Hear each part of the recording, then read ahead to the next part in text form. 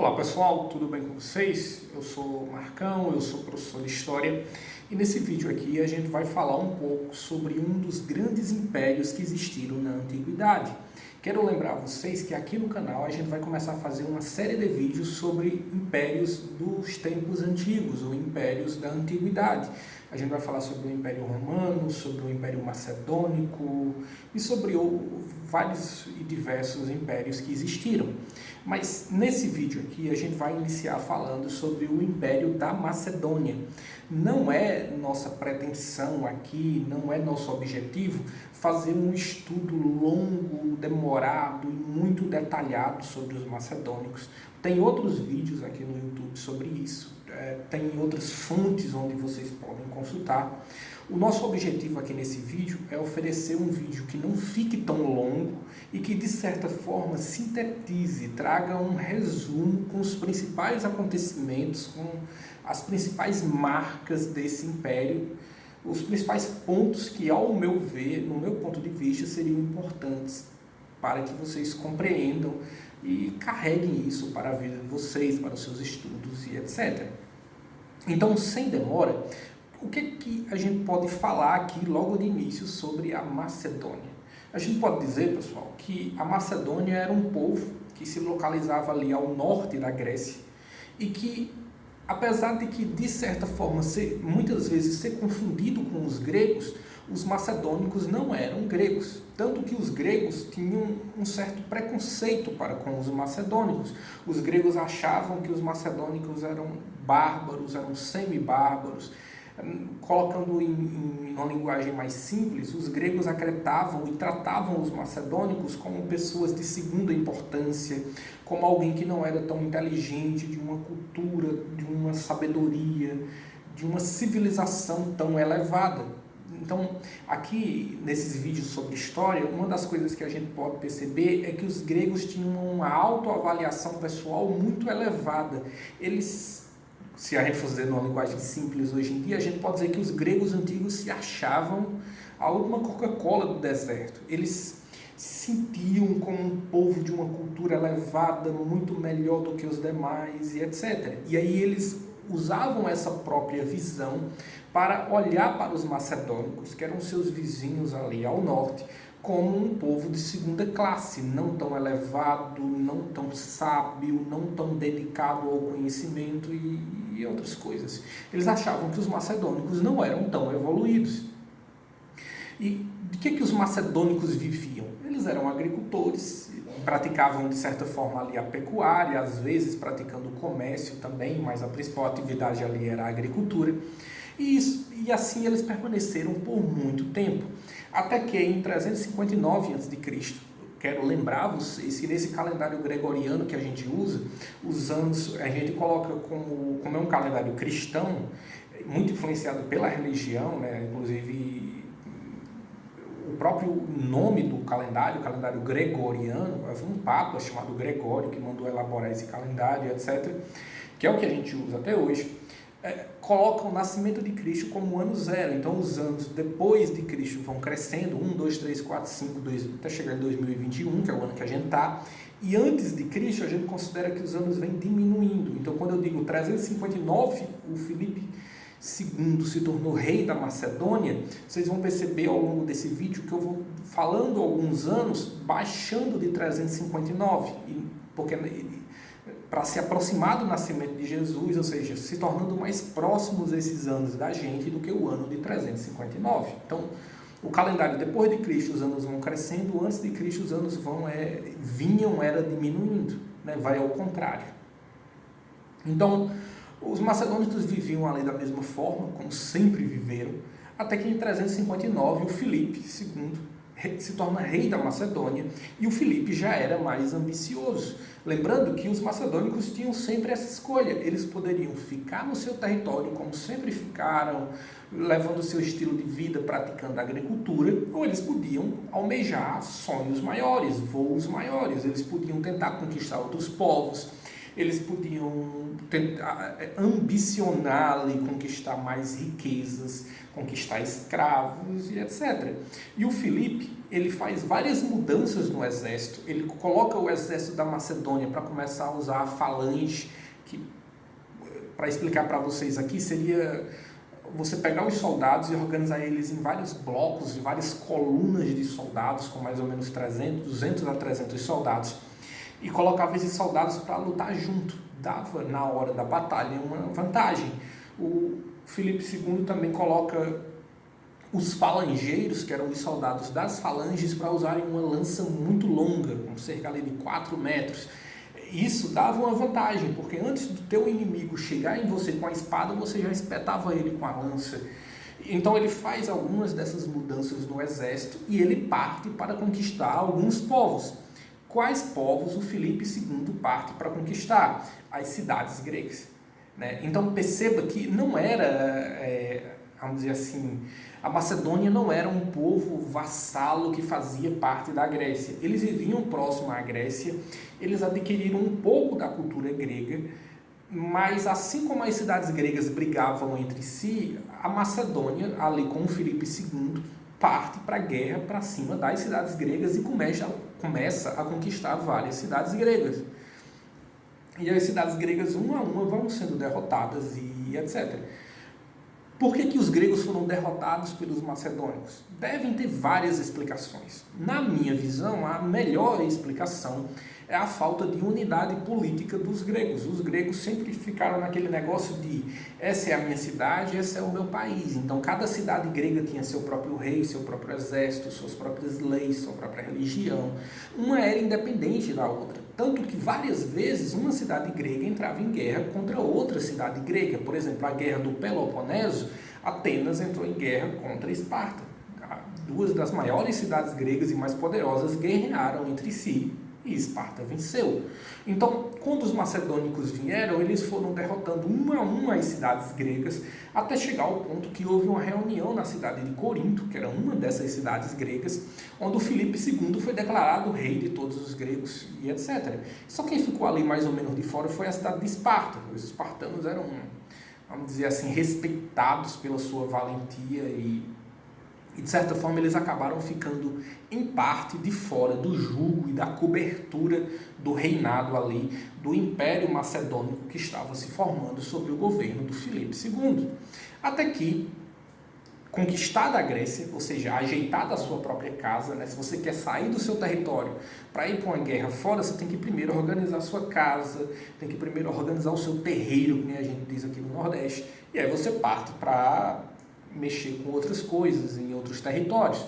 O grande plano dos macedônicos, o grande plano do Filipe II era atacar a Pérsia.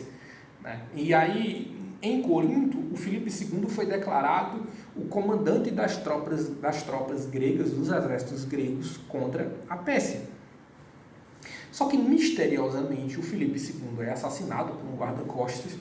E aí começa toda uma briga para ver quem é que ia ser o sucessor. Sempre que o rei é assassinado, surge ali várias pessoas querendo ser rei, vários candidatos a serem sucessores.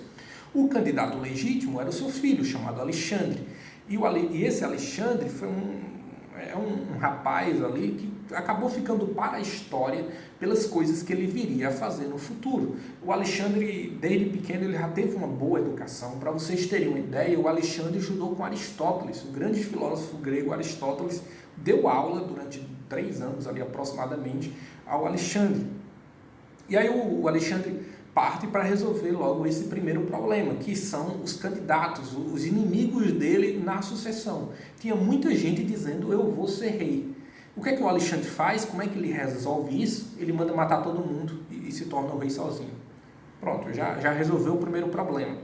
O segundo problema que surge nas mãos do Alexandre para ele resolver é que as cidades gregas, quando veem que o Filipe morreu, elas resolvem se rebelar e declarar que agora elas são independentes da Macedônia. Que negócio é esse de obedecer à Macedônia? Coisa nenhuma. O Alexandre então pega seu exército, vai até a cidade de Corinto e se declara rei de todos os gregos na cidade de Corinto. E aí as cidades gregas ficam um pouco com medo e dizem, tudo bem, nós obedecemos seu pai, o Filipe, vamos obedecer você também, Alexandre. Na Macedônia, o Alexandre também tinha um terceiro problema. Povos bárbaros nas fronteiras da Macedônia estavam atacando a Macedônia. Como é que o Alexandre resolve? Marcha com seu exército, guerreia, destrói esses povos, mata todo mundo. Só que no meio da batalha surgiu um rumor que o Alexandre tinha morrido. O que as cidades gregas fazem? As cidades gregas eu acho interessante. O que as cidades gregas fazem? O Alexandre morreu? Nós não vamos mais obedecer a Macedônia, coisa nenhuma. Aí o Alexandre vem com seu exército, pega a principal cidade que tinha se revoltado, que era a cidade de Tebas, e destruição total sobre a cidade de Tebas. Usando um ditado aqui no Nordeste, o pau come em cima dos tebanos. Essa que é a verdade. Então o Alexandre, perceba que o Alexandre tinha uma personalidade que era meio assim: quem me contraria e vai contra mim diretamente, morre. Então os seus inimigos na sucessão da Macedônia, ele manda matar todo mundo. Os povos bárbaros na fronteira da Macedônia, ele destrói todos, com seu exército, obviamente, não sozinho. Quando os gregos resolvem se revoltar, ele acaba com Tebas para servir de exemplo para as outras cidades gregas. Aí todas as outras cidades gregas, Alexandre é nosso rei, rei, Alexandre é nosso rei, e fica nisso mesmo. Então, em poucos anos ali, nos 2 primeiros anos, após se tornar o rei, o Alexandre consegue voltar ao mesmo ponto que o seu pai estava. As fronteiras da Macedônia estavam pacificadas, as cidades gregas estavam conquistadas, e dentro da Macedônia ele era o rei inquestionável. E era um menino. Quando ele se tornou rei, ele tinha apenas 20 anos de idade. Né? Muita gente hoje em dia, com 20 anos de idade, anda por aí fazendo besteiras e mais besteiras e coisas erradas, e achando que a vida nunca vai se acabar, que vai viver para sempre, dominado pela preguiça até. Olha o Alexandre com 20 anos, o que é que o homem já estava fazendo. Né? Então, tendo voltado ao mesmo estado que o seu pai tinha deixado, o Alexandre então parte para fazer o plano que era do seu pai, que era conquistar o Império Persa. Talvez você vendo isso aqui, se você não fez um ensino fundamental e não prestou muita atenção nas aulas de história do ensino fundamental, o Império Persa naquela época era o maior império da Terra, dominava o Egito, dominava quase toda a Ásia ali. Então era a maior potência militar e política, o maior império do mundo. E o Alexandre parte para atacar a Pérsia, que era governada ali pelo Dario III. O que acontece ali é que o Alexandre invade a Pérsia, ele usa um exército pequeno ali, de 30 mil homens, para o tamanho do desafio. O seu exército era pequeno, 30 mil soldados, 5 mil cavaleiros, alguns dizem ali que os dados estavam em volta de 40 mil homens no seu exército. O Alexandre invade a Pérsia e ele ataca primeiro as cidades costeiras, as cidades que ficavam próximas ao mar Mediterrâneo. Então ele conquista ali a região onde hoje é a Palestina, ele passa pela Fenícia, ele vai até o Egito. E esses povos que eram tomados pelo Alexandre das mãos dos persas, veem o Alexandre como um grande libertador. A política do Alexandre colaborava muito para isso, porque o Alexandre ele chegava numa cidade e ele dizia: olha, eu estou aqui, meu exército está aqui fora, se vocês resolverem lutar eu mato todo mundo, se vocês se entregarem e me aceitarem como rei, tudo fica de boa, vocês continuam com os costumes de vocês, vocês podem continuar adorando os deuses de vocês, o rei de vocês vai ser meu vassalo e algumas vezes durante o ano vocês vão me pagar alguns impostos. Perceba a diferença das duas propostas. Lute contra mim e morra, ou então me aceite como rei e a vida de vocês vai continuar como está. A maioria das cidades aceitou Alexandre muito bem. No Egito, por exemplo, ele foi nomeado faraó, depois ele foi até deificado e declarado Deus andando sobre a terra no Egito e passou a ser adorado como Deus no Egito. Agora, isso não era em todos os lugares que aconteceu isso. Houve uma cidade na Fenícia chamada Tiro, por exemplo, que resolveu se revoltar e lutar contra o Alexandre, e o Alexandre destruiu a cidade e matou quase todo mundo. Então, se revoltar contra o Alexandre não era um bom negócio. Então o Alexandre vira o seu exército, depois de conquistar as cidades da costa, e começa a marchar rumo a oeste, até que chega na decisiva batalha de Gaugamela, onde o exército persa e o exército do Alexandre se enfrentam, e o exército persa leva uma grande surra do exército de Alexandre. O exército persa, com um número de homens muito maior, uma quantidade de armas, de equipamentos, de soldados, o exército persa estava muito mais bem preparado. E essa batalha nos traz uma lição, que é que o mais forte nem sempre vai vencer o mais fraco. Quando se trata de uma guerra ou de qualquer outra coisa, a força de vontade e a inteligência contam muito. O Alexandre ganhava as batalhas pela maestria com que ele conduzia a batalha e pela inteligência que ele usava na hora de decidir qual seria o plano de batalha, as decisões tomadas no combate ali, na hora que o suor estava descendo e o sangue estava pingando. Então, o Alexandre conquista ali, vence os persas, vence o Dario III foge, o Alexandre persegue ele até que mais lá na frente ele é encontrado morto e o Alexandre é nomeado ali o rei dos reis, o governador praticamente do mundo conhecido da época, na visão daquelas pessoas. O Alexandre ele dominava a Grécia, ele era o rei da Macedônia, no Egito ele era o faraó e na Pérsia ele era o grande rei. Isso um cara com 28, 29 anos. Então era uma coisa assim inacreditável. As pessoas diziam na época que o Alexandre só podia ser filho dos deuses. A mãe do Alexandre dizia que quem tinha engravidado ela não era o Filipe, era o próprio Zeus que tinha jogado um raio e engravidado ela. Rumores da época diziam que o Alexandre era descendente de Hércules por parte de mãe, de Hércules por parte de pai e de Aquiles por parte da mãe. Era uma coisa assim, vamos dizer, inimaginável a admiração que o Alexandre provocava. E ele era também uma figura bastante carismática, dormia junto com os soldados, liderava o exército na frente. Muitas das vezes ele liderava a cavalaria companheira de Alexandre e decidia as batalhas ali, lutando junto com os cavaleiros. Então, conquistada a Pérsia, o Império Macedônico agora já era enorme, já era o maior império da terra, tinha conquistado praticamente todas as terras do Império Persa, tinha conquistado os gregos, já tinha a própria Macedônia, mas o Alexandre tinha uma ganância que não parava, era insaciável a ganância do Alexandre, ele queria sempre mais e mais. E o Alexandre, então, ele olha mais para o oeste, ele vê quem? A Índia. E qual o plano do Alexandre? Vou conquistar a Índia também. Então ele pega seu exército e ele invade a Índia. E quando ele invade a Índia, um rei local chamado Porus decide enfrentar o Alexandre, um rei muito inteligente. E o Alexandre, e ali começa na Índia, então começa um jogo de xadrez entre o Alexandre e o Porus, que era um rei local ali da Índia, onde eles começam vou dar esse exemplo aqui para você perceber o quanto o Alexandre era genial. Tinha um rio que separava o exército do Porus do exército do Alexandre. O Porus, inteligente, sabia que o Alexandre ia ter que atravessar o rio. E o rio era fundo, as águas eram caudalosas, era um rio muito complicado. E um exército, na hora de atravessar, ele ficaria vulnerável para ser atacado pelos lanceiros, para ser atacado por flechas, pelos arqueiros e etc. Então, o que é que o Porus fez? Eu não vou fazer nada. Eu vou esperar o Alexandre atravessar, na hora que ele atravessar, eu ataco. E o Porus dava um medo danado. O Porus sentava em cima de um elefante, os elefantes treinados para a batalha. Então era uma figura assim aterrorizante, ele sentado na hora da batalha, sentado na posição de relaxamento em cima do elefante, conduzindo o seu exército.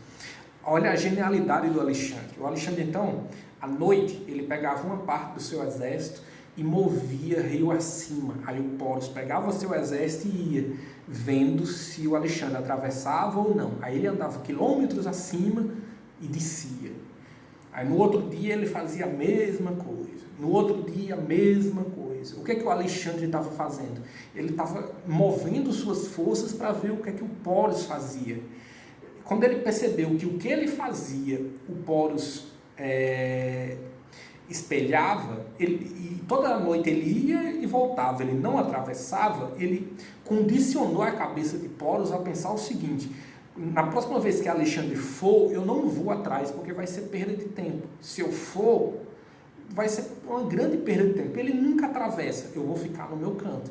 Até que uma determinada noite o Alexandre moveu suas forças, percebeu que o Poros ficou e a quilômetros acima, 10 quilômetros acima, ele atravessou o rio.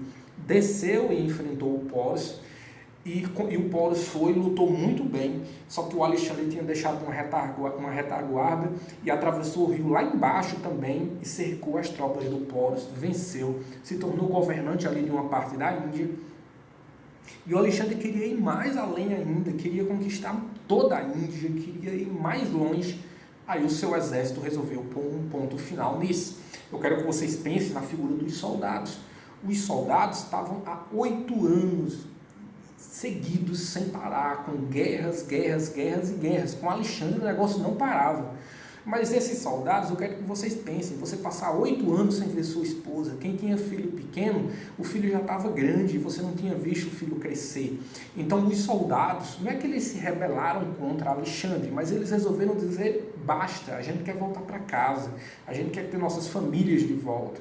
E aí o Alexandre nunca foi derrotado no campo de batalha, nunca perdeu uma guerra, mas teve que voltar da Índia porque o seu exército agora, 8 anos seguidos lutando com ele, não queria ir mais além, não queria continuar anos e anos lutando. Muita gente na época, entre os soldados, dizia que o Alexandre só podia ser suicida.